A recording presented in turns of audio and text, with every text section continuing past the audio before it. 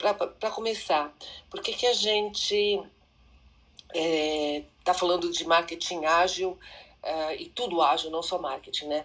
Há muitos anos atrás, em torno de 20, a área de tecnologia, especialmente quem trabalhava com programação, desenvolvimento de software, percebeu que quando você fazia um sistema, ele, quando estava pronto, não atendia mais as necessidades do público para qual ele foi feito. Então, eu lembro, em 1996, eu participei de um evento da Macromedia nos Estados Unidos e eles estavam contando um caso de um rapaz, na época, isso que eu falei, 20, 25 anos atrás, tá? A Macromedia fazia plataformas que você desenvolvia jogos, você desenvolvia multimídia. E um rapaz tinha feito no ano anterior um jogo que ele tinha lançado e ele faturou uma super grana, assim, super sucesso. Imagina uma startup hoje que em um ano vira uma estrela. Aí ele reinvestiu essa grana fazendo um novo jogo. Só que o que acontecia? Ele não conseguia terminar o jogo mais, porque cada vez que ele ia colocar no mercado, já tinha dado uma super acelerada, tinha mais concorrente, mais gente fazendo aquela mesma coisa. E aí, o que ele teve que fazer? Ele teve que começar, na realidade quebrou, mas ele veio contar o case dele lá, e era: o que você faz para resolver isso? É você ter metodologias que te ajudem a corrigir a rota no meio do caminho, antes de você chegar lá no final. O que acontece se você não usa uma metodologia ágil? Se a gente comparar planejamento tradicional com as metodologias ágeis, no planejamento tradicional, você imagina o futuro. Gente, pensa aí, quando você faz um planejamento para construir uma casa, ou um planejamento de negócios, você está imaginando no mês a mês um futuro que vai acontecer. E se esse futuro não acontece, você está colocando seus esforços numa coisa errada. Se você não tem uma maneira rápida de mudar aquilo, você com certeza vai chegar num ponto que não é o ponto onde as pessoas estão esperando. Então, o planejamento ele é focado em você, na sua empresa, no que você quer que aconteça no mundo. As metodologias ágeis, elas são preparadas e focadas no mundo. Se o mundo mudou, se as pessoas mudaram, eu tenho que rapidamente entender isso e incorporar. Então, existem vários métodos ágeis que são implementados em negócios e que no marketing também podem ser utilizados. Então, um exemplo, já há muitos anos também, há uns 7, 8 anos atrás, as agências de publicidade começaram a trabalhar de forma ágil. E eu lembro que na época, e hoje as agências trabalham dessa forma, elas fazem, por exemplo, reuniões semanais de pé, no comecinho do dia, com os clientes, e internamente, às vezes você faz mais reuniõezinhas curtinhas e de pé para você não ficar muito confortável, tá? E ser rápida mesmo, todo mundo trazer. Eles já traziam todos os players, ou seja, todo mundo, o atendimento, a pessoa que trabalha com criação, para a mesma roda, todos que estão envolvidos naquilo, para que você conseguisse detectar muito rapidamente qualquer ponto que precise de uma tomada de decisão rápida e que seja flexível. Então, o ágil, ele é flexível no sentido de você conseguir mudar a rota, mas ele tem que ser rápido, porque senão você não consegue acompanhar. Então, essa é uma introdução rápida no tema. Acho que é super importante comentar sobre a metodologia ágil e como a gente usa aqui na Squid, porque acho que nasceu muito de times de tecnologia, times de engenharia e programação, dessas dailies, né, que foi o que a Marta comentou, das reuniões diárias, semanais, em vez de você desenhar um projeto de muito longo prazo, como você vai quebrando isso ao longo do ano, para com que você consiga ter metas semanais, planejamentos semanais e retrospectivas, para que você vá sempre aprendendo, medindo e construindo, e que a metodologia alinhe. E aqui na Squid, além de usar isso em times de tecnologia, a gente aplica para o time de People, né, o novo RH, times de marketing, entre outras áreas. E também acho que é super importante que em People, como o Luciano comentou, entrando, né, eu assumi a área de People no meio do ano passado e a gente já estava com 60, 70 pessoas, hoje a Squid está com 160 colaboradores, e a gente começou a entender quais eram os anseios das pessoas. Acho que a gente sempre se preocupou muito com a cultura corporativa, como que a gente, estando nesse mundo ágil e de tecnologia, de alto crescimento, como a gente consegue ter um equilíbrio com um ambiente saudável, de respeito, de empatia, que a gente se preocupa de fato com as pessoas, porque a gente sabe que hoje, ainda mais com pandemia, as pessoas, a preocupação com saúde mental é muito intrínseca, é muito forte. Como que a gente consegue ter essa preocupação com as pessoas e como a gente usa a metodologia ágil para mostrar e dar o suporte para as pessoas. Então, acho que um exemplo para tangibilizar, para começar a conversa aqui, também queria depois ouvir um pouquinho do Eduardo, ouvir um pouquinho do histórico dele, super legal.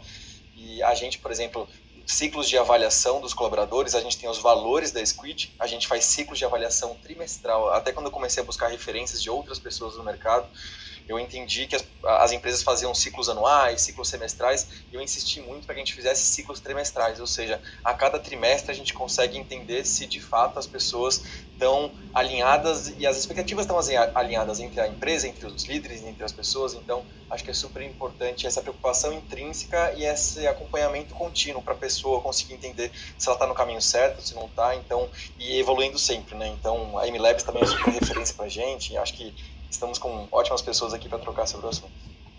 Deixa eu pegar só um tiquito do que o Carlos disse, aproveitar. O que eu sinto, nós aqui somos responsáveis pela implementação de ágil e de inovação dentro de organizações de grande e médio porte. E o que a gente tem sentido muito hoje, algo que o Carlos disse, é o ágil. A gente precisa fazer uma integração dele entre ferramentas e mindset mesmo, né? Porque a possibilidade de fazer essa integração está na construção de uma cultura ágil, porque o que a gente tem visto hoje, salvo as boas startups, as grandes empresas, elas estão com uma dificuldade muito grande porque elas querem comprar inovação, querem comprar ágil, desde que respeitem as suas burocracias. Então fica isso um desafio tão grande. Assim, acho que de 10 projetos que a gente tem aqui, 8 acaba sendo esse grande desafio de cultura. Por quê? Porque o que a gente tem visto é que as empresas pedem para os funcionários, pedem que eles sejam ágeis, pedem que eles sejam inovadores, mas o seu sistema desintegrado com a sua cultura acaba criando pequenos monstrinhos, né? Elas não geram coerência em relação a isso.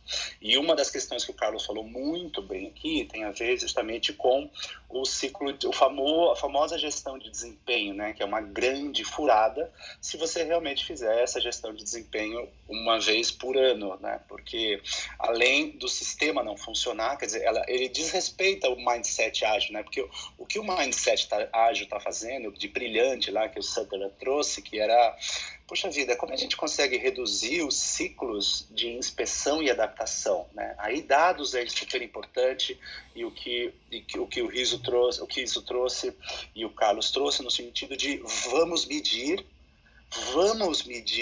com bastante precisão, e mais do que medir, eu acho, da questão do NPS, mais do que medir, é a gente procurar rapidamente descobrir quais são as causas e criar um plano para fazer isso. Então, aqui, por exemplo, quando a gente alinha o OKR, então, vamos fazer as reuniões trimestrais de OKR, vamos fazer as reuniões trimestrais de cultura e vamos fazer as reuniões trimestrais de aprendizado e desempenho, né? Porque, por exemplo, não dá para fazer um PDI de 12 meses, né? Não dá para dizer para o cara assim, olha, aprende ágil, faz 8 cursos, lê 10 livros, né?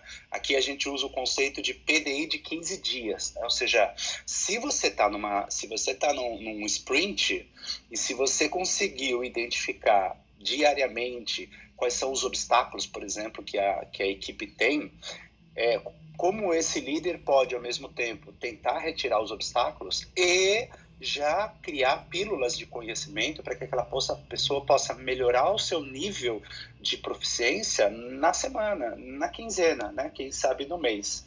Então, daí, só para finalizar aqui o que a Marta perguntou, o que a gente tem trabalhado muito aqui em termos de habilidades, eu não sei se para nós, assim, uma das maiores habilidades hoje, além do mindset digital, mindset ágil e mindset de inovação, para a gente continua fazendo resiliência estratégica, porque resiliência estratégica fala sobre como a gente antecipa oportunidades, como é que a gente alterna o que a gente está fazendo no dia a dia, como é que a gente corrige, como é que a gente pivota, né? E a outra que a gente tem usado muito, é a mentalidade ambidestra, sabe? Eu não que eu sou apaixonado, mas assim, como consultor eu vejo que o grande desafio das empresas no futuro é criar essas duas agendas paralelas, ou seja, uma agenda que está trabalhando performance e aperfeiçoamento e outra agenda paralela e convergente que está trabalhando inovação. E eu sinto, não sei se vocês sentem isso, o que eu sinto hoje é que como a gente veio de um mindset dicotômico maniqueísta, né? Tipo, ou faço isso ou faço aquilo, a gente está com uma dificuldade muito grande de dizer como é que a gente faz performance, agilidade e, ao mesmo tempo, inovação. Será que faz sentido isso? Kiz, quer falar um pouquinho da MLabs? Não, então, até nessa coisa de budget, né, posso falar com relação a investidores, até com isso a gente tem revisões trimestrais, né, apesar de ter um business plan até 2023, mas a cada 3 meses a gente está adaptando o negócio em função do que está acontecendo no mercado, do que a gente está descobrindo que o cliente precisa, né, o que seria de fato valor, porque é óbvio, né, fazer um business plan de 3 anos, 5 anos, é um exercício quase que de futurismo, né, Marta? Então, assim, a gente faz um exercício, a gente mira, mas a gente tem que ir se adaptando. Então, é totalmente compreensível hoje pelos investidores essa adaptação a cada 3 meses no business plan, né? Mas eu vou falar um pouco na prática, o que a gente faz lá na MLabs, né, em termos de princípios, rituais e tudo, para escutar também das pessoas aí, né, o que elas fazem, e de repente a gente vai aprendendo um com o outro. Bom, lá no dia a dia, a gente sempre está focado, o marketing, né, eu vou falar mais do marketing, tá?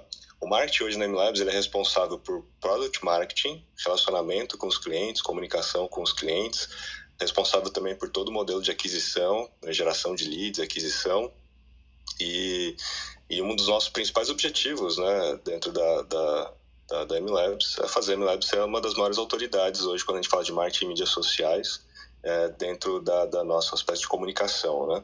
Mas, acima de tudo, a própria MLabs, ela nasceu de um propósito muito grande, né, de fazer a inclusão de pequenos negócios no digital através das mídias sociais, ajudar eles a terem mais resultados, e esse propósito ajuda muito, né, as pessoas a saberem o porquê elas estão ali todos os dias, né, na MLabs trabalhando, acordando. Então isso já faz bastante diferença no dia a dia quando a gente fala de produtividade, né, e automotivação, vamos dizer assim. E boa parte desse lance da gente estar ali em prol e focado mais no cliente, né, o marketing, desde o product marketing até em todos os pontos de contato, né, com o cliente, a gente faz muito discovery, e discovery é um negócio que vem muito da área de produtos, né? De fazer entrevistas com clientes, fazer pesquisas, conversar. Não é um mero mapa de empatia, é de fato ter isso constantemente. Então a gente está evoluindo, inclusive, agora nos nossos formatos de discovery para ter um conselho de clientes dentro da MLabs, né? E pegar alguns clientes que estão com a gente há bastante tempo, formar um conselho e a cada 15 dias ter um tema dentro desse conselho para a gente discutir com os próprios clientes. E a gente vai constantemente fazendo discovery. A gente faz discovery através do Instagram Stories, com enquetes. A gente faz discovery através do Intercom, que é a ferramenta que a gente usa para chat interno. A gente faz discovery one-on-one ali, de fato, entrando em contato com alguns clientes, principalmente agências, né, de publicidade, porque isso vai dando para a gente mais noção daquilo que realmente é a necessidade, né? O que está mais próximo da gente em termos do que a gente pode resolver de problemas, né? Então, o marketing lá é muito pautado para resolver problemas, focado no cliente. O foco é melhorar a vida das pessoas para que elas consigam contribuir com o negócio, fazer parte dele quando é público externo, mas que é um processo complexo, né? Então não acontece do dia para a noite, até muita empresa acaba indo para o Vale da Morte em 2 anos porque não dá conta de implementar isso, de vencer a complexidade. Então é um processo contínuo, tem que estar corrigindo passo a passo. Depois de um tempo, aí fica que nem o Calil falou, você começa a ver valor nisso, incorpora como qualquer outro tipo de hábito, né? A cultura está ligado muito com o que a gente faz no dia a dia, e você começa a naturalmente o barco andar, todo mundo pensando num direcionamento de agilidade, de inovação, a gente consegue ter resultados bacanas.